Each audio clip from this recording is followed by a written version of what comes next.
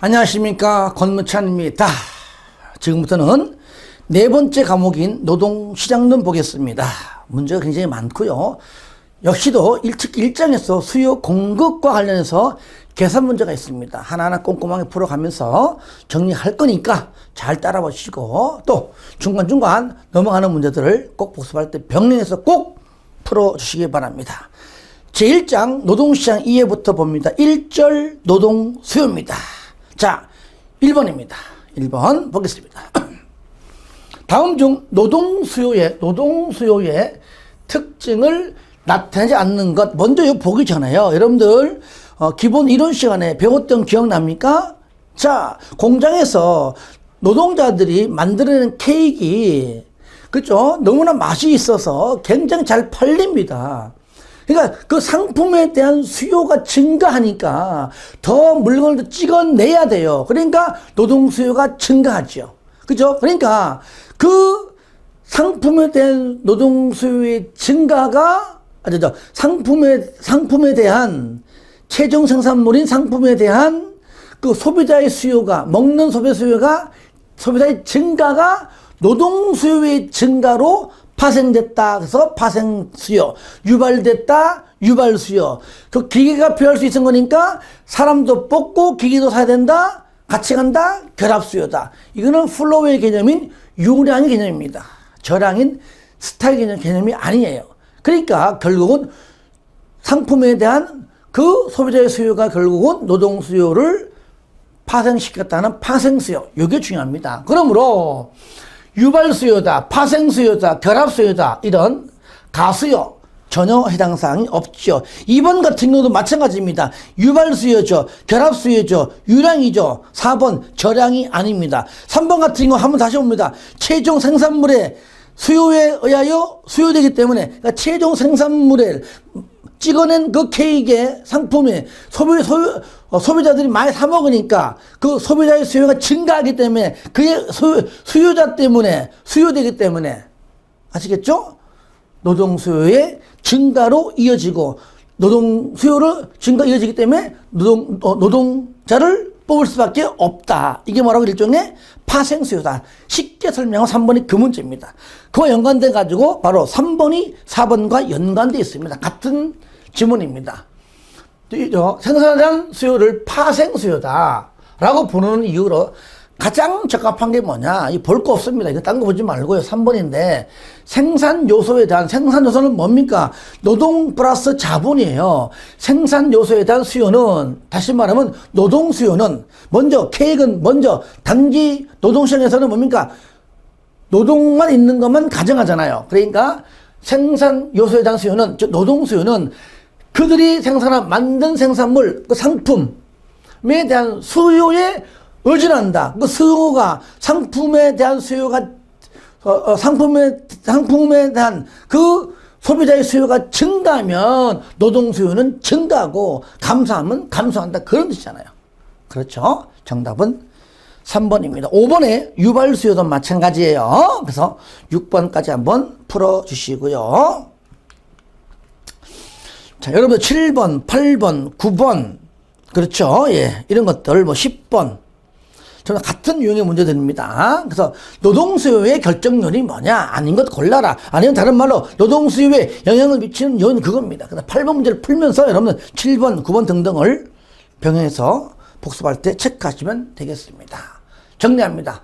노동수요를 결정하는 요인과 가장 거리가 먼 게 뭐냐? 총 5가지 있잖아요. 5가지가. 첫 번째, 임금. 노동의 가격, 임금. 노동 플러스 자본의 가격. 뭐죠? 기계, 즉 다른 생산 요소의 가격이잖아요. 그리고 방금 얘기했듯이 상품에 대한 소비자의 수요. 세 번째죠. 네 번째는 뭐죠? 그렇죠. 노동의 생산성. 마지막으로 생산 기술이죠.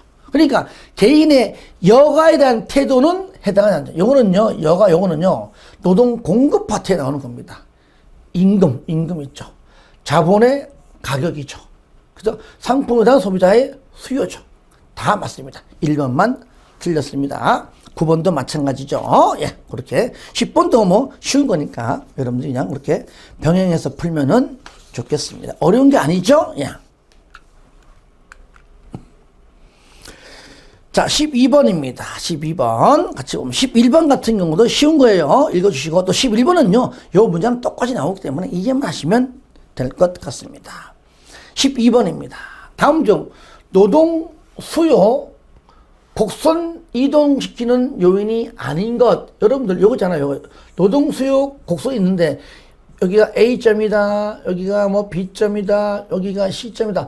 이렇게 곡선상의 점의 이동은 노동 수요량의 변화이고 요때는요 반드시 뭐니까 임금의 변화가 임금 W0가 W1으로 올라가든지 W2 내려가든지 반드시 곡선상의 이동은 임금의 변화가 반드시 있어야 되지만 그죠? 곡선 자체가 이것이 오른쪽으로 이동한다, 왼쪽으로 이동한다. 이거는 임금 자체가 멈춰 있잖아요. 그죠? 그러니까 곡선 자체가 이동하는 것은 임금의 이동이 전혀 없고 임금 말고 5개 중에 즉 노동 수요, 즉 노동 수요의 결정요인 5개 중 첫 번째 임금을 뺀 나머지 4가지 요인에 의해서는 오른쪽이나 왼쪽이죠. 그러니까 곡선 자체 이동시킨다는 것은 임금의 변화하고는 전혀 관계가 없다는 겁니다. 그러니까 정답은 1번이죠. 임금의 변화는 곡선상의 점의 이동이고 옆으로 이동이기 때문에 임금은 그대로 여기 W 자리에 멈춰 있죠. 일로 가고 일로 가는 거니까. 다른 거 2번, 3번, 4번 한 개 초과한다면 생산 기술이 있죠. 나머지 4개 이동의 변화로 인한 것이다. 요거는 뭐 그다지 어려운 부분은 아니었죠. 예. 그래서 문제가 굉장히 많습니다. 마찬가지로 제가 다 버리지 않고 나가기 때문에 제가 풀지 않은 것들은 꼭 풀어 주시기 바랍니다. 여러분들 혼자 풀기 어려운 것들을 굳이 제가 모아서 많이 풀고 있어요. 자, 이런 것들 좀 생소하죠. 제 설명 잘 들으면 또 굉장히 쉽습니다. 노동과 자본만이 생산 요소이고 생산 요소는 노동 플러스 자본인데 더 있지만은 우리 경제학에서는 여기에서는 노동하고 자본 2개만 있다는 전제하에 두 생산 요소가 요거다. 대체제다. 대체 생산 요소다. 그러면 하나를 버리고 다른 걸 선택한다. A 말고 B로.